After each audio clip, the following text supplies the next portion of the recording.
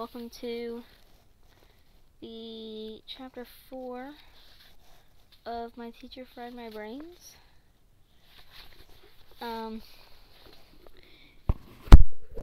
You probably can't hear me very well.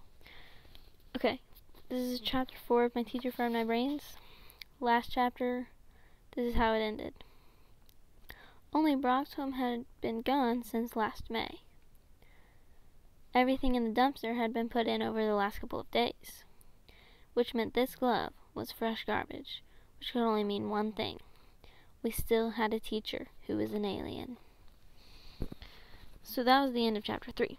Chapter 4 is called Honey Flint, whatever that means. Okay, let's just start. The way I figured it, whoever owned the glove got left behind when Susan and the school band drove Broxholm out of town. But why hadn't the aliens come back for him? Her? It? Had he, she, it been abandoned? Or was the mission still on? Whatever the case, I figured we had to do something about it. But first I had to get out of the dumpster. Except I was really afraid to do that, because if the alien, whoever it was, saw me climbing out, then he, she, it might wonder if I had found the glove.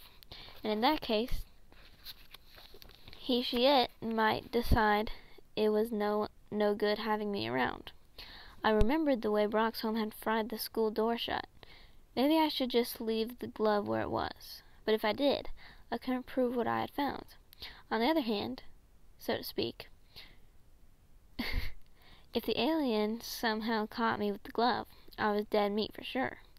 I crawled farther into the dumpster to think, settling onto a pile of used French fries.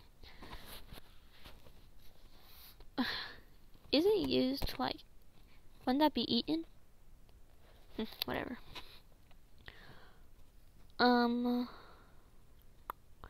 stared at the glove, trying to decide what to do. The only thing I knew for sure was that I didn't want to mess around with these guys. After what seemed like hours, the final bell rang. I could hear kids shouting and screaming as they ran out of school. The back door scraped open. One of the janitors dumped more stuff into the dumpster. By now, my clothes were soaked with sweat, among other things. At least I wasn't wearing nice new clothes, like most of the kids. I could have traded almost anything for a breath of clean air. Closing my eyes, I leaned my head against the side of the dumpster. Ouch! The metal was hot. I scrambled over to the other side, the side in the shade, and tried again. That was better. Not cool, but not burning either. I think I dozed off for a little while. Who knows, maybe the fumes knocked me out. The next thing I knew, I was jolted awake by a horrible clanging noise. Someone was bouncing a basketball off the side of the dumpster. If I was into headbanger music, it would have been great. I'm not. It was terrible. I heard another noise, and screamed as a huge rat scurried across my leg. Fortunately, my scream came at exactly the same moment as the next thump of the basketball, so I don't think anyone heard me. Get out of here! I hissed at the rat. It ignored me. I grabbed a half-eaten apple and threw it as hard as I could. I think that's what it is.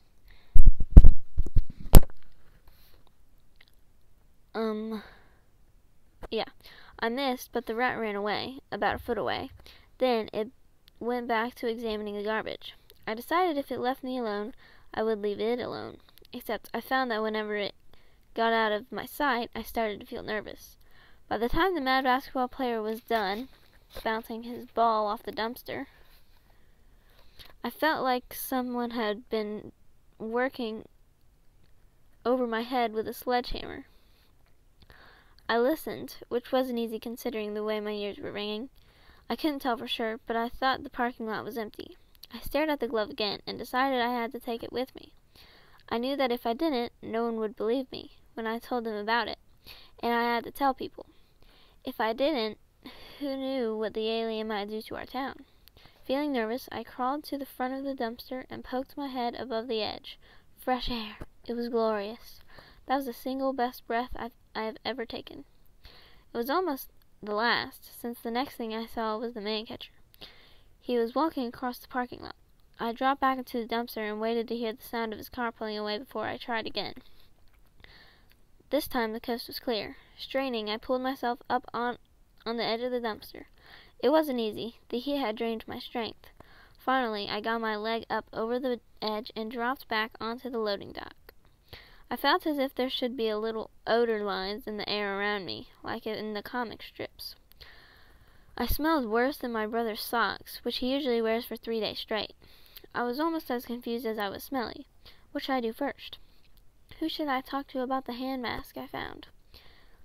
The answer to that one was simple. I had to talk to Susan. She would believe me. But when I got to Susan's house and rang the doorbell, her mother opened the door. She took one sniff at me and told me to go home and get cleaned up. She wouldn't even tell Susan I was there. So I didn't tell her that I was afraid to go home. I was thinking my way down Pine Street, trying to figure out what to tell my mother, when a woman stepped out of the bushes. I shoved my purple hand into my pocket. I didn't want anyone to see the evidence that I had pulled the fire alarm. The woman was very pretty. She had long blonde hair, tied back in a ponytail, and eyes as blue as my father's Buick. Her figure looked like someone had taken one of those Greek statues I like to look at in the encyclopedia and put clothes on it. A camera dangled from a strap around her neck. Hello, Duncan, she said, putting out her hand. My name is Honey Flint. I was dying to shake her hand, only I couldn't because I didn't want her to see my purple stain. How do you know who I am? I asked. She smiled, which probably should have been against the law, since there wasn't much a guy could do to defend himself against it. I've been paying attention, she said. Then she wrinkled her brow and her nose and added, What happened to you? I don't want to talk about it. That wasn't really true. I did want to talk about it, but I was afraid she would laugh at me. Honey shrugged. I guess boys just have all kinds of adventures, she said, which is what I wanted to talk to you about. I understand you've had some adventures with an alien. I felt a little prickle of fear. People in town had been keeping quiet about the alien situation. According to my dad, who figured no one would believe that what had happened, so they just weren't talking about it. The police reports simply showed Peter as missing, either a runaway or kidnapped victim. They didn't mention anything about an alien. So how did this woman know about what had happened? Was she one of the aliens? Did she know I had found the hand mask? Had she come to try to get it back from me? How do you know about the alien? I asked her nervously. Honey smiled. I have my sources, she said. Then, my microphone is being all out of whack. Then she put her hands under my chin, so that I had to look up into those blue eyes and said, How would you like to be on the news, Duncan? What news? I asked, more interested now. Honey smiled again. The National Sun. Now that was exciting. My father loves the Sun. He makes my mother buy a copy every week when she does her grocery shopping. I like it too. It has great headlines. Things like Elvis ate my baby and walking zombies terrorized town. As soon as Honey mentioned the Sun, I felt I could trust her. I figured if she was an alien, she would have said she worked for the New York Times or something. What kind of alien would claim to work for the National Sun? I also thought how amazed my father would be if his favorite paper did an article about me. Well, asked Honey. Sure, I replied. I'll talk to you.